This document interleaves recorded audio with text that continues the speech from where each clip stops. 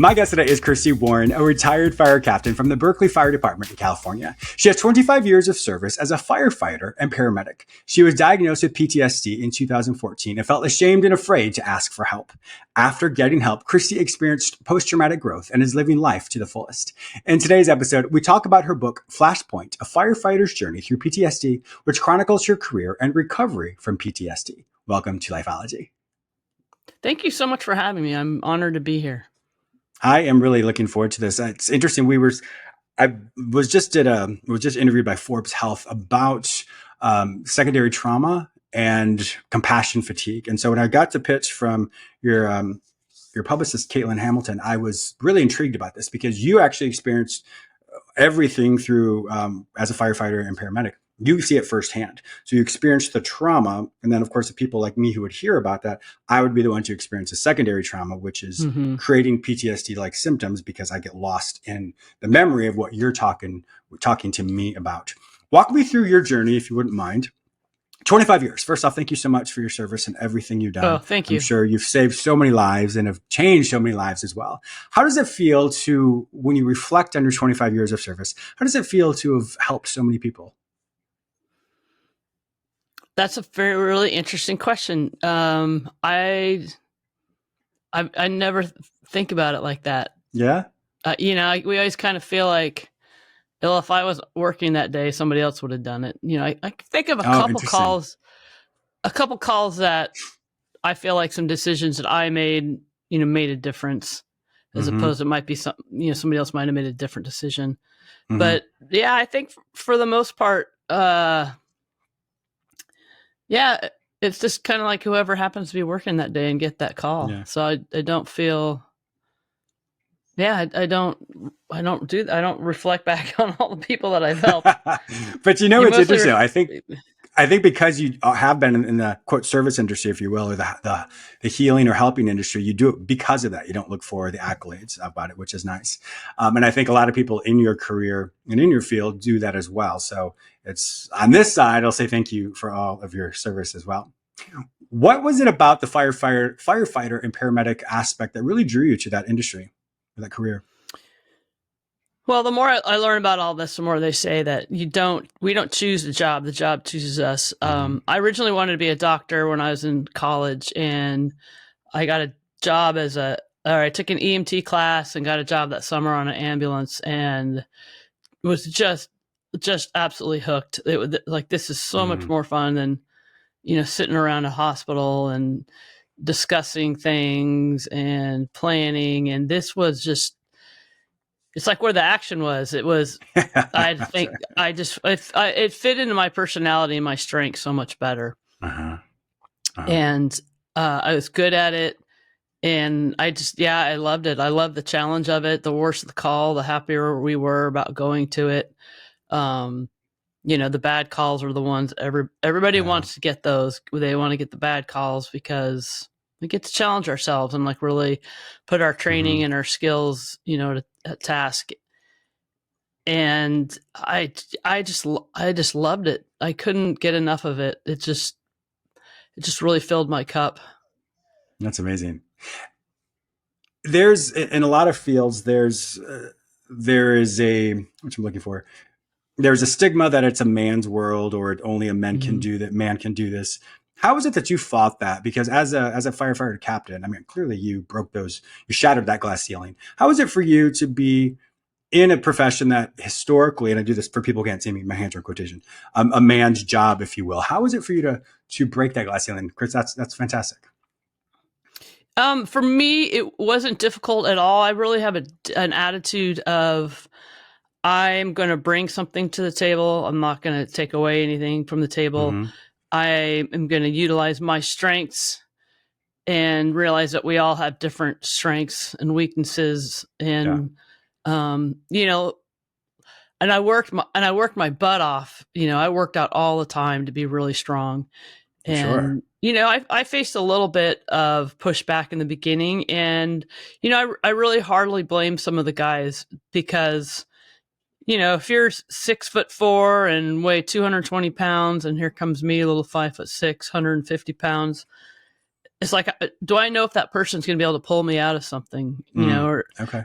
do I know that, if we have to lift something really heavy, is the strong, big dude going to be like, am I going to be lifting all the weight, or is this person going to, Okay. help me carry this load? And I get that. And I really, really understand that.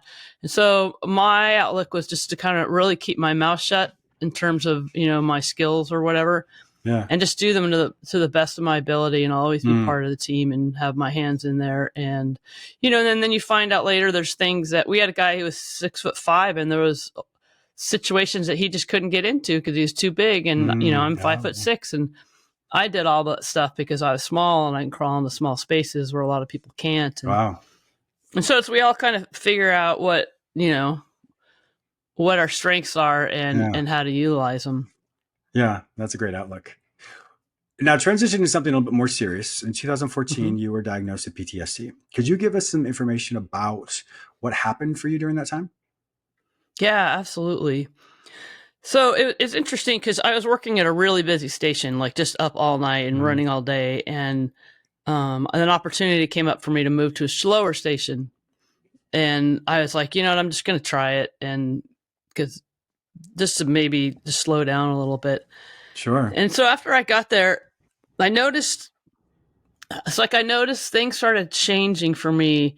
I started having a lot of anxiety. Never had anxiety before. I'd have panic attacks when the tones would go off, no matter what it was for.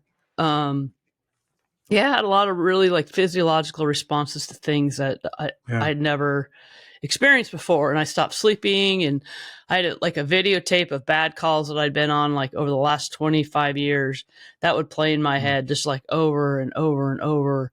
I started crying at work, and I started crying on the way home. And I've never been a crier unless I'm really angry. Then I cry. Christy, but other than that, yeah. And I started having all these symptoms that I could not explain and scared me to death because I didn't want anyone to know that, I was being weak, quotation marks.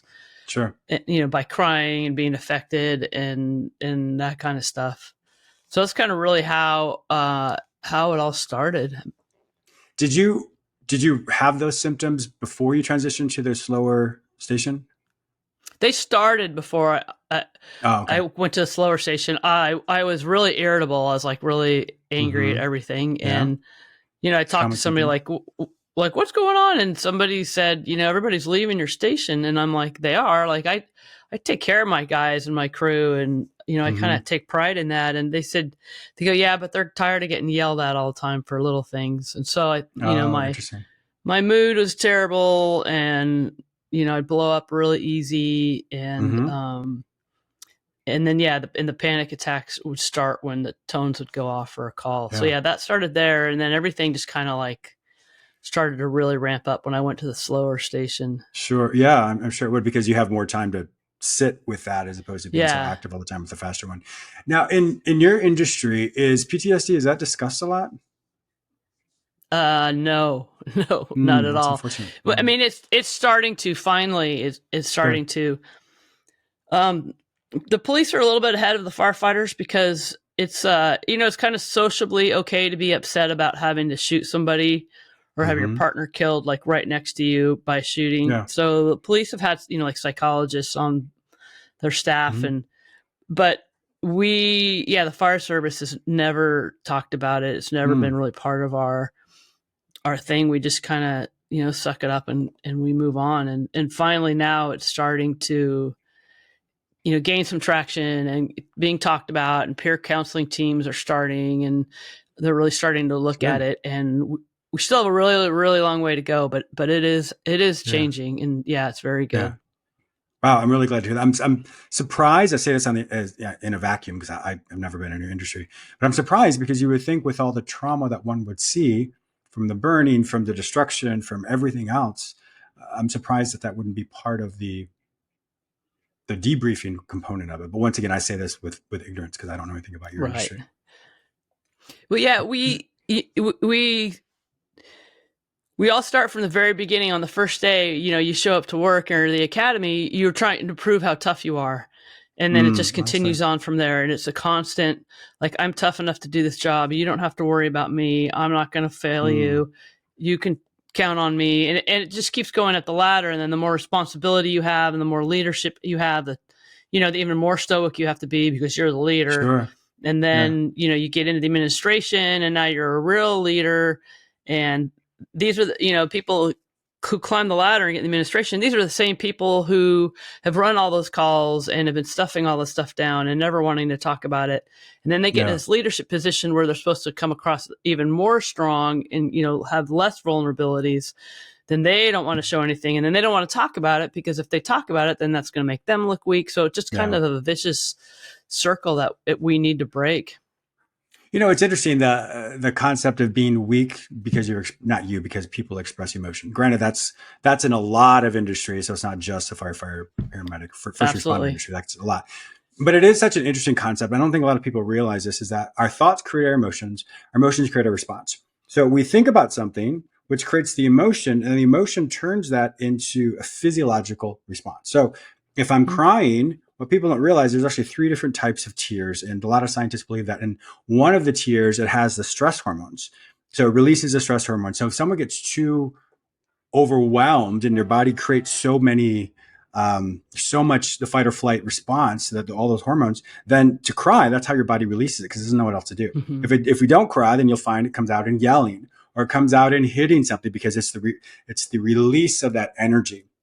And so the funny thing is when people actually do cry, that actually makes their body more healthy. And so it's such an interesting dichotomy of, I don't cry because I'm healthy, but it's actually you cry and it makes you more healthy because it releases the stress hormones. Oh, no, absolutely. And so it's such an interesting twist when, for whatever reason, the machismo, whatever in every culture has something that to say show emotion is considered weak. Transitioning though into you. So you got help. Congratulations. What was it like for you to receive that help? Well, it was a process really. When I first found out I had PTSD, I didn't believe it. I was like, yeah, there's no way that's me. I'm way tougher and stronger than that. And I found I had an amazing therapist but things weren't getting better. And then what really changed my life in terms of getting help was I went to a post-trauma retreat for first responders. And so I went to this place. Oh, that's wonderful.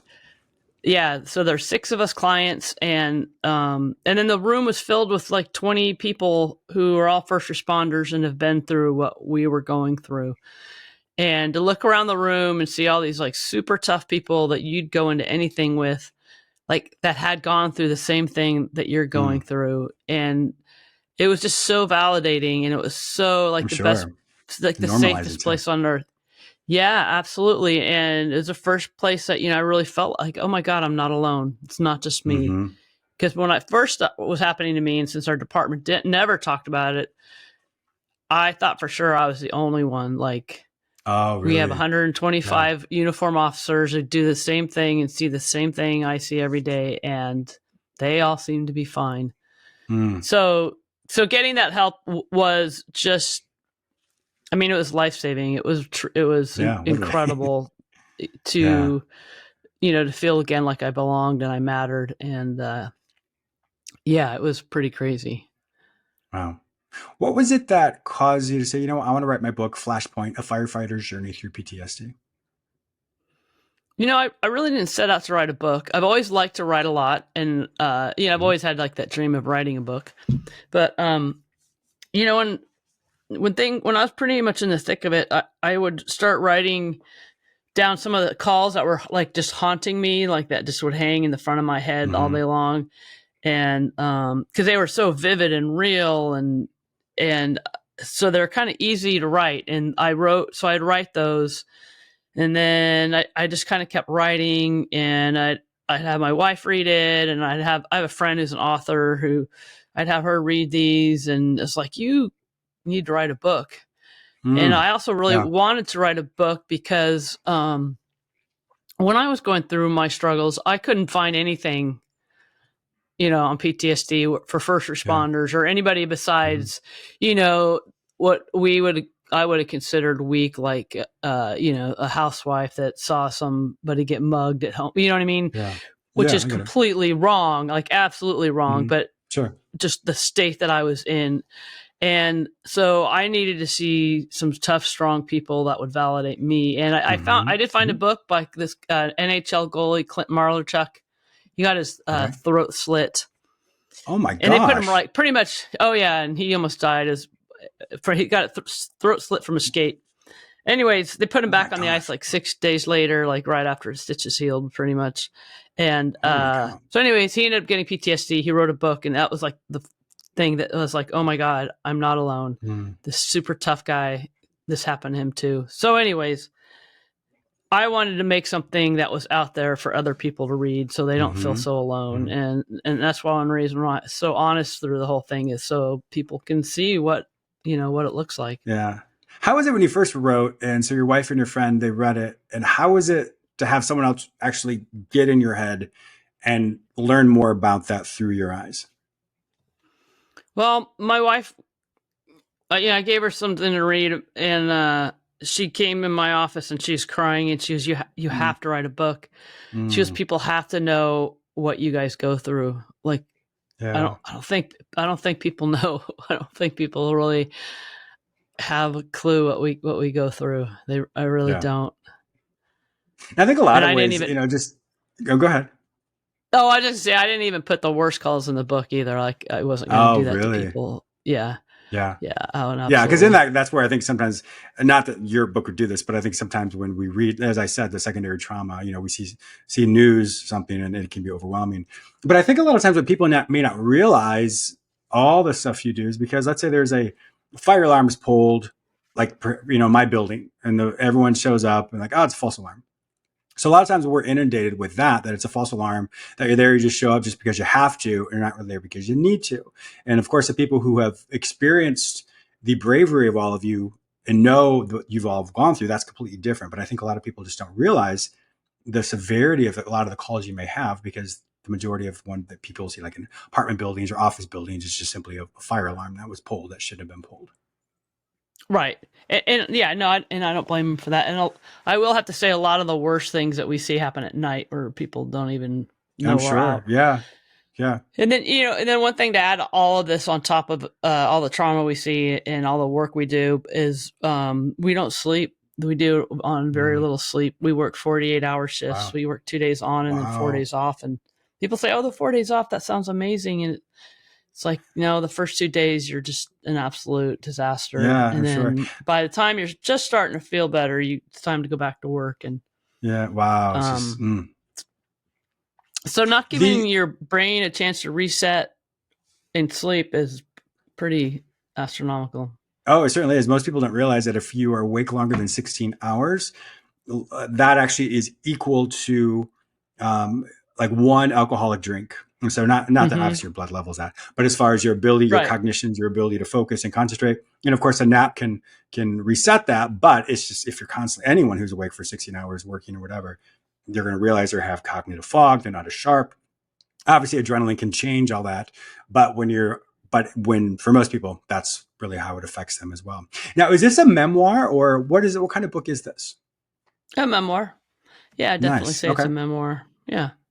We only have a couple more minutes here, but give me some of the reviews that some of the people have given you once they've read the book. I always put people on the spot when I ask that question, so take a second to think about it.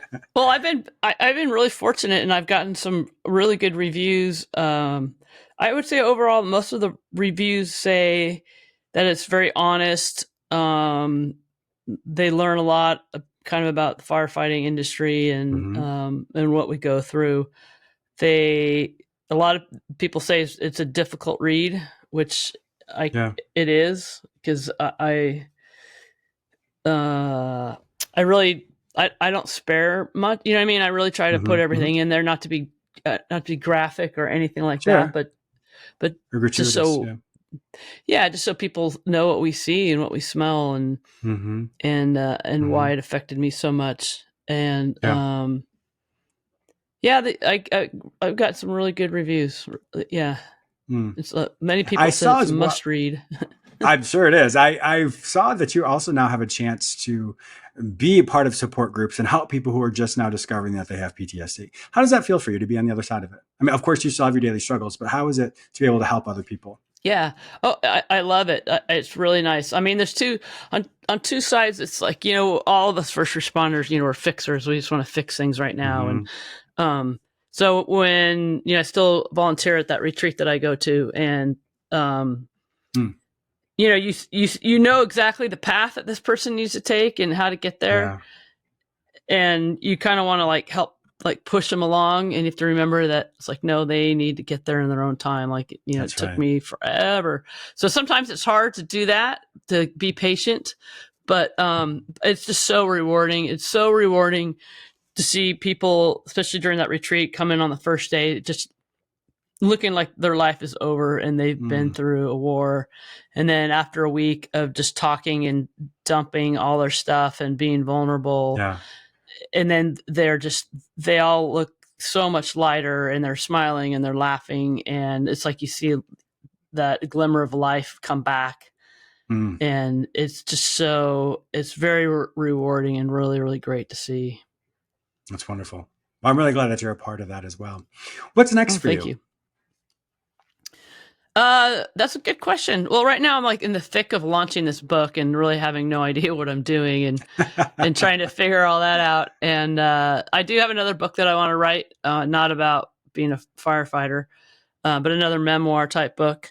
That's probably what's next. I also taken a little bit of a break. I worked my butt off for 25 years and then got PTSD, which made me work my butt off even harder for many more years. And, and then this whole book thing is happening. And it's hard for me to give myself permission to rest, but I also just want to put together some puzzles or watch some movies. And good for you. And, you know what I mean? Just kind of relax a little bit. Yes. You worked very hard. Yeah. Wonderful. Yeah, thank you. Unfortunately, our time is up, Christy. If my viewers and listeners want to find out more information about you and to purchase your book, Flashpoint, A Firefighter's Journey Through PTSD, where will they find all this information online? I'm on Twitter and Instagram and all those places. If you can, put all the stuff in the show notes, that would be great. I do have a website, Christy, ChistyEWarrenc.com. Then that you can find pretty much everything from there. And then I also have a podcast called The Firefighter Deconstructed. I have other first responders who've gone through PTSD. I have them come on and tell their stories of struggles and survival and resiliency and recovery. And I have their families on and their kids and their spouses and kind of everybody involved. So that's another way to kind of learn about all of this. And if you're a first responder, it's a great way to, or family, it's a great way to hear other people's stories so you don't feel like you're alone. Wonderful. It's all on the website. Okay, perfect. My viewers and listeners also note that if they can't find this information any other place, simply go to the show notes at jamesmillerlifeology.com and link with Christy Warren and all of her information, her podcast, her book, all of her social media as well. Christy, thank you so much for being a wonderful guest today. Thank you so much, James. I really appreciate it. Thank you.